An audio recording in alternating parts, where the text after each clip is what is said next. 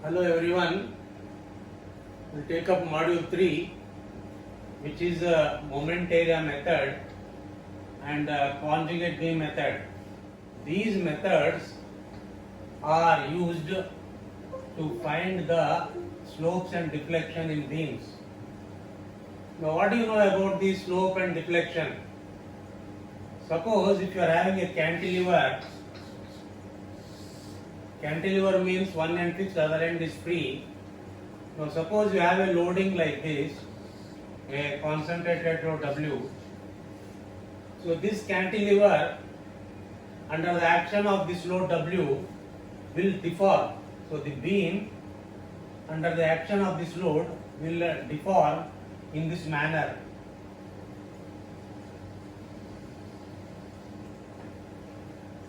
So what is happening is this point is coming here, this point is coming here, and this beam is rotating also like this. So this distance is called as y is called as a deflection. So we call this point as A and this point as B. So the point B has deflected from this point to this point, so that is YB. So this is the deflection. So beam at B has deflected so much, and that is YB. Suppose you take this point has deflected to by this much. So this is a deflection of beam at this point so much, and deflection at A is 0 because A is a fixed end. Similarly, when you talk about slope, so this is called as the elastic curve. This is called as the elastic curve.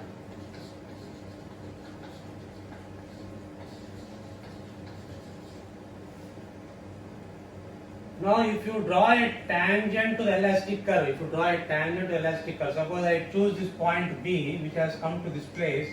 Now if you draw a tangent, the tangent will be like this. Now to the tangent, if you draw a horizontal line, so this theta B is the slope at B. Theta B is the slope at B, which means the rotation at B.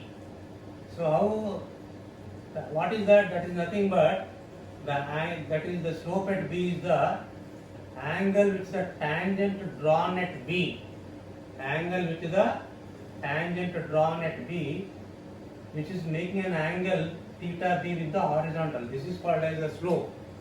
Now our object in this module is to find out the slopes and deflections for various beams and for various loadings. This already was studied in your third semester in slopes and deflections by Macaulay method. So this is extension of that. That is finding out slopes and deflections by moment area method and conjugate beam method.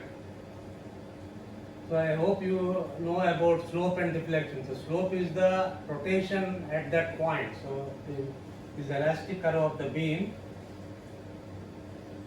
So the rotation at this point is called as slope at this point. The rotation at this point is called as slope at B, which is theta B. So geometrically, if you want, you have to draw a tangent to the, suppose you want slope at B, which has deflected to this point. If you draw a tangent to this one, this is a tangent, so this is a horizontal. The angle which the tangent makes with the horizontal is called as a slope. Now our objective is to find out the slopes, that is theta, and the deflection y for different beams and for various loading conditions. So for this we need, if you want to do this by this moment area method and conjugate beam method, we need some basics. First basics is you must know the geometrical properties of some standard figures like triangle, rectangle, parabola, inverse parabola, etc. So we shall see the geometrical properties of those standard figures now. If you see the geometrical properties of some standard figures, first is a rectangle. So rectangle is a rectangle of length L and breadth of length L and breadth B. The center of this rectangle is a centroid, which is denoted by G. This is the center of the triangle, which is denoted as G, and is called as the centroid of the rectangle. Now, area of this rectangle is length into breadth, area of the length into breadth, and the centroid is the central distance from here. If you take from here, it is L by 2 from the left side, from here to here, it is L by 2 from here to here. Also L by 2 from this side. So from both sides, either from this side L by 2 or from this side it is L by 2. That is called the distance of the centroid. Distance means always you should see it is a distance with reference to some point. With reference to some point. So with reference to this line actually. So this is the centroid of this rectangle from here. Similarly from here it is the distance is called centroidal distance.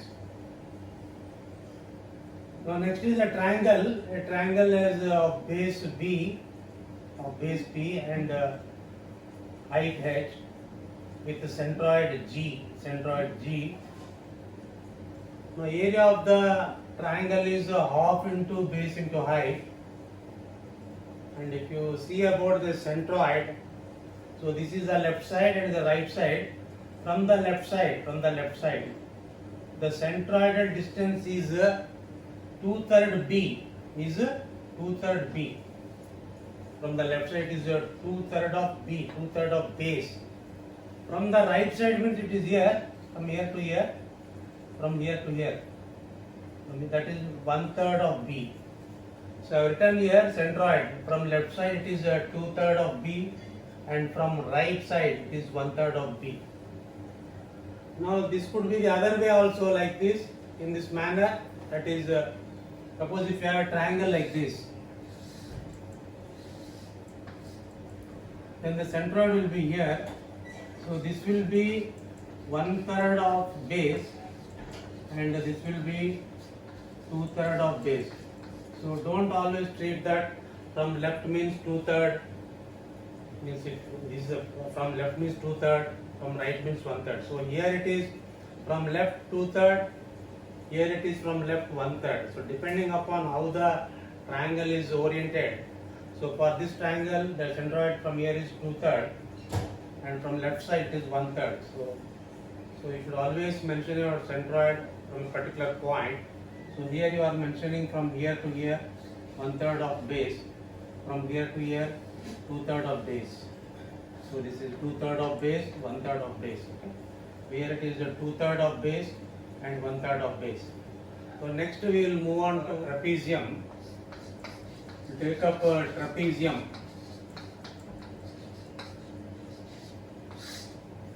So trapezium is a figure with two parallel sides. The parallel sides distances being A and B, and the distance between the perpendicular distance between the two parallel sides is h. This is a trapezium. So area of the trapezium is area. Let us denote it as A. Area of the trapezium is sum of the parallel sides. So which are the two parallel sides, A and B? Sum of the parallel sides, A plus B, into the perpendicular distance by 2. This is the area of the trapezium. Now let us see about centroid. So centroid, let us say, is somewhere here G. I told you centroid means we should always mention the central distance from a reference point. So let us say this is the reference point, this line is the reference point. So if you want this one, so let us call it as x1 bar. Let us call it as x1 bar. X1 bar is what? The central distance from this face A, from this face A. So x1 bar is given by, so you are giving the distance from this side. So A plus 2 times b, a plus 2b divided by a plus b into h by 3. So if you want central distance from this face, it should be a plus 2 times b by a plus b into h by 2. Suppose you want the central distance, this one, let us say this is x2 bar. Suppose you want the central distance g from the face b, from the b face. So that is given by x2 bar equal to, you are giving the distance g from this face b. So it will be b plus 2a, b plus 2a by a plus b into h by 3.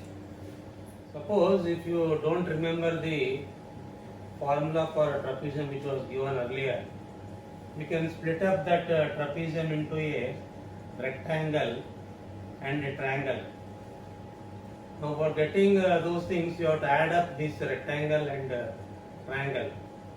So the area of the rectangle is this side into this side, the area of the rectangle, and the area of the triangle is half into base into height.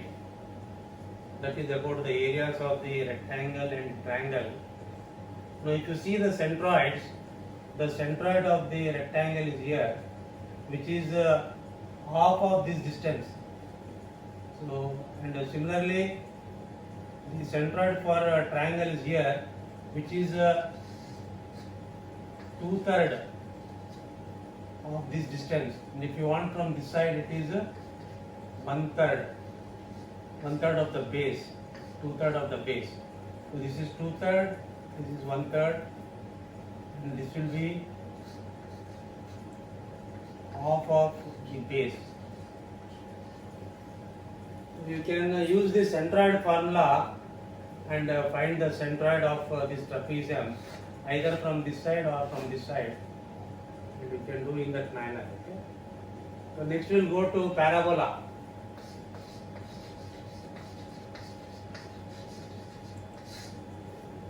So parabola is something like this,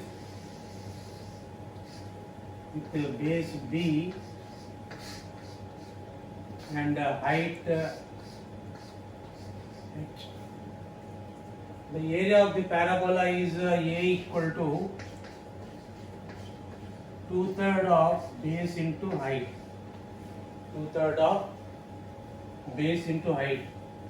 And where is the centroid of this parabola? So the parabola is symmetrical about this line. It will lie on this symmetrical line. So it will be here. Now distance of the centroid point G from here will be b by 2. So the centroid distance x equal to b by 2. That is centroid of this parabola is G. From here it is b by 2, because this is b by 2, and from here also b by 2. That is centroid of the parabola. Now if you take inverse parabola means it will be like this. This is inverse parabola. So we want to find the area of this one. Again we will say this is B and this is H. So the area of this one, which is this part, this is the area of this one. So area is given by 1/3 of base into height. 1/3 of base into height. The centroid of this inverse parabola will be here. The centroid point is denoted by G, and this distance is 3/4 of B. 3/4 of B. So distance from here to here is from here to here is 3/4 of b. So if you call that centroid as x, that will be 3/4 of b. Suppose you want centroid from this line. So how much this one will be? This will be b minus 3/4 of b. That will be this distance equal to 1/4 of b. So this will be how much? This one 1/4 of b. 1/4 of b. So this is 1/4 of b. So these are the areas and centroidal distance of various figures, very important figures. Okay.